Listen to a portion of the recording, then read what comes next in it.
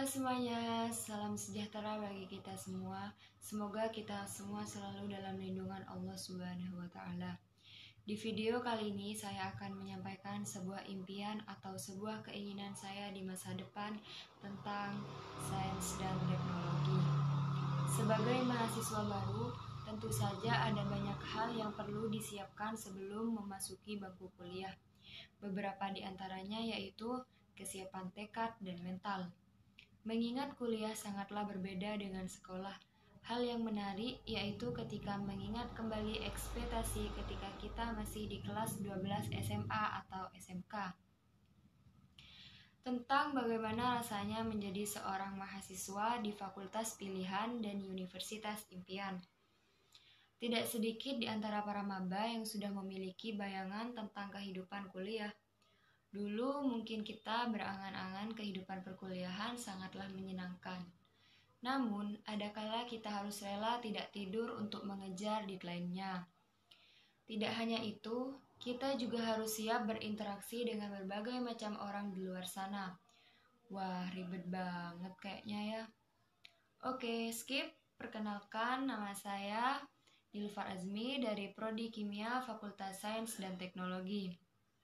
Awalnya saya mengira menjadi mahasiswi itu hanya mengerjakan tugas tepat waktu dan mengejar IPK setinggi mungkin.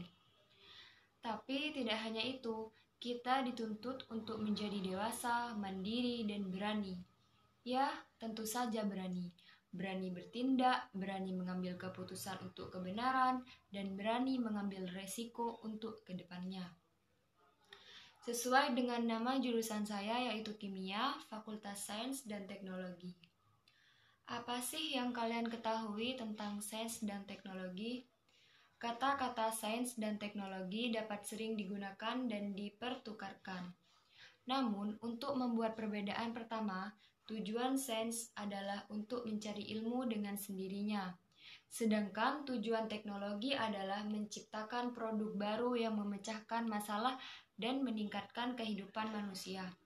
Singkatnya, teknologi berfungsi untuk menerapkan ilmu pengetahuan antara lain. Membicarakan tentang sains dan teknologi, tentu kita bisa sangkutkan juga dengan agama yang berarti berupaya untuk memadukan antara sains dan agama. Tak harus berarti menyatukan atau bahkan mencampur adukan.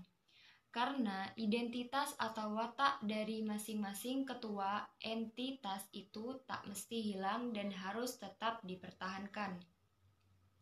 Dalam paradigma Islam, integrasi antara agama dan sains adalah sesuatu yang mungkin adanya karena didasarkan pada gagasan keesaan atau tauhid.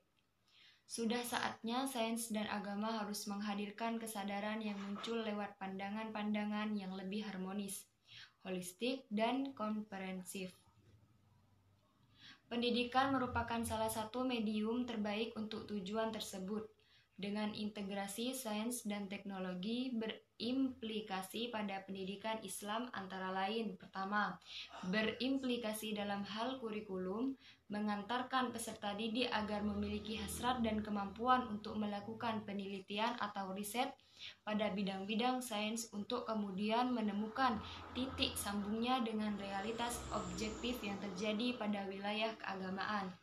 Kedua, implikasi dalam proses belajar mengajar. Guru mengembangkan imajinasi kreatif. Dan ketiga, implikasi dalam aspek pendidikan. Dengan demikian, pendidikan Islam di masa mendatang harus memberi prioritas pada materi pembelajaran yang akan membantu untuk menghasilkan ilmuwan-ilmuwan, teknolog-teknolog, dan insinyur-insinyur, serta kelompok profesional lain, yang peran dan kontribusinya sangat penting bagi kemajuan ekonomi. Tetapi hal itu juga berarti sebuah lembaga pendidikan Islam tidak sekedar berkepentingan untuk menghasilkan sejenis ilmuwan, teknolog, atau insinyur yang berbicara agama secara kualitatif tidak berbeda dari mereka yang dihasilkan. Tetapi ia harus berkepentingan untuk mendidik ilmuwan-ilmuwan, insinyur-insinyur, serta teknolog-teknolog jenis baru yang terinternalisasi di dalam dirinya kebijakan dan pengetahuan, iman spiritual dan pikiran rasional, kreativitas dan wawasan moral, kekuatan inovatif dan kebaikan etis, serta sensitivitas ekologis berkembang sepenuhnya secara harmonis tanpa meruntuhkan kemungkinan bagi mereka untuk mencapai keunggulan dan kegemilangan dalam bidang dan spesialisasi masing-masing. Contohnya antara lain ketika ada orang sakit parah sehingga salah satu obatnya adalah harus memakan cacing-cacing, sebab di dalam Islam sesuatu yang menjijikan itu diharamkan untuk dikonsumsi. Maka pada saat itu juga cacing halal hukumnya untuk orang yang memang sangat membutuhkan obat itu. Kita sebagai manusia harus pandai-pandai menilai mana yang benar dan mana yang salah.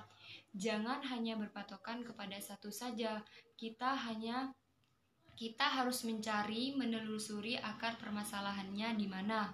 Oleh karena itu, sains dan teknologi memang sangat penting dalam kehidupan sehari-hari kita, tapi jangan lupa kita juga punya Islam. Segala sesuatu yang ada harus kita sangkut pautkan terhadap agama. Oke, sekian dari saya. Jika ada kata yang tidak berkenan, mohon dimaafkan. Akhirul kalam, wabillahi taufiq wal hidayah. Wassalamualaikum warahmatullahi wabarakatuh.